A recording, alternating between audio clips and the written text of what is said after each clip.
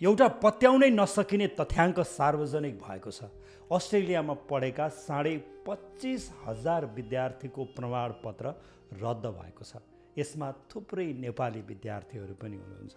अब किन प्रमाणपत्र रद्द भयो त भन्दाखेरि जुन कलेजमा पढेको हो नि त्यो कलेजले राम्रोसँग नपढाएको, राम्रोसँग तालिम नदिएको, राम्रोसँग परीक्षा नलिएको, मोटामोटी रूपमा भन्नुपर्दाखेरि चाहिँ राम्रोसँग नपढाएको, मापदण्ड पुरा नगरेको भन्दै 11वटा कलेजको लाइसेन्स रद्द भएको छ। र कलेजको लाइसेन्स रद्द भए सँगसँगै त्यो समयावधिमा त्यो क्याम्पसमा पढेका विद्यार्थीहरूको प्रमाणपत्र पनि रद्द भएको छ। आस्क्वा भन्ने भेट कलेजहरूको नियमन गर्ने निकाय छ, अस्ट्रेलियन स्किल क्वालिटी अथोरिटी भन्ने। यो निकायले हालसालै सार्वजनिक गरेको एउटा प्रतिवेदनमा पछिल्लो 12 महिनामा मात्रै विभिन्न 11वटा भेट कलेजको लाइसेन्स रद्द गरिएको छ। अब यी क्याम्पसहरूमा पढेका 25,500 विद्यार्थीको प्रमाणपत्र पनि रद्द भएको छ।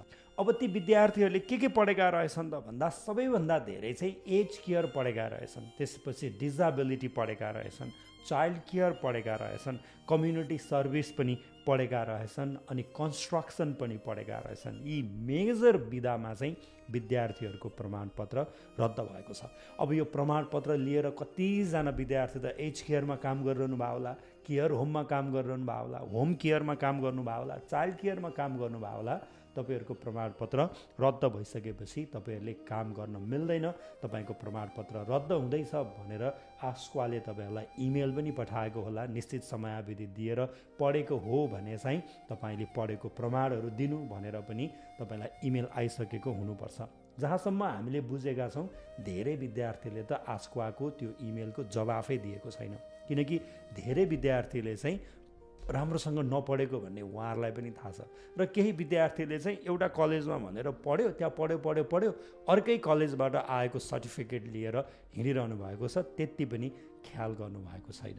पछिल्लो समय अस्ट्रेलिया सरकारले चाहिँ झन्डै 38 मिलियन डलर जति छुट्याएको छ, खास गरी यो भेट कलेजमा भइरहेको अनियमितता र जुन बदमासी भइरहेको छ त्यसलाई रोक्नको लागि र यो क्षेत्रमा एउटा चाहिँ इन्टिग्रिटी ल्याउनका लागि सरकारले थुप्रै बजेट खनाएको छ।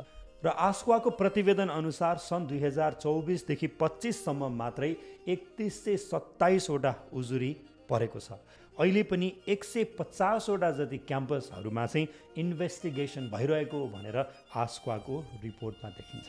अब विद्यार्थीले के गर्ने त? तपाईँ अन्तर्राष्ट्रिय विद्यार्थी हुनुहुन्छ, अस्ट्रेलियामा सर्ट टर्मदेखि लङ टर्म कुनै एउटा कोर्स गरिरहनु भएको छ भेट कलेजमा भने पहिला त्यो भेट कलेज कस्तो हो, जेन्युन छ कि छैन भनेर तपाईँले पत्ता लगाउनुहोस्। अर्को कुरा, पढ्दै नपढिकन, असाइनमेन्ट नै नगरिकन, प्लेसमेन्ट नै नगरिकन तपाईँलाई पैसा दिएर सर्टिफिकेट दिइरहेको छ भने त्यो लिने काम नगर्नु होला। त्यो भनेको आफ्नै खुट्टामा आफैले बन्चोरो हाने जस्तै हो। र अर्को कुरा, तपाईँ एउटा भेट कलेजमा पढ्न गइरहनु भएको छ, सर्टिफिकेट आउने बेलामा चाहिँ अर्कै नामै नसुनेको वा आफूले कहिल्यै पनि क्लासै लिन नगएको कलेजको नाममा सर्टिफिकेट आइरहेको छ भने पनि त्यो फिसी हुनसक्छ। त्यो सर्टिफिकेट नलिनु होला। जुन कलेजमा पढेको हो त्यही कलेजको सर्टिफिकेट लिनु होला, माग्नु होला र सुरुमै त्यो कुरा गर्नुहोला। आफूलाई यो प्रलय आउनबाट बचाउनु होला। Stay safe, stay alert. Namaste, I'm Paras Khadka, former cricket captain and currently secretary at Cricket Association of Nepal. I am very grateful and glad that now I am part of this Tech Skills, and hopefully together we can help you build your career.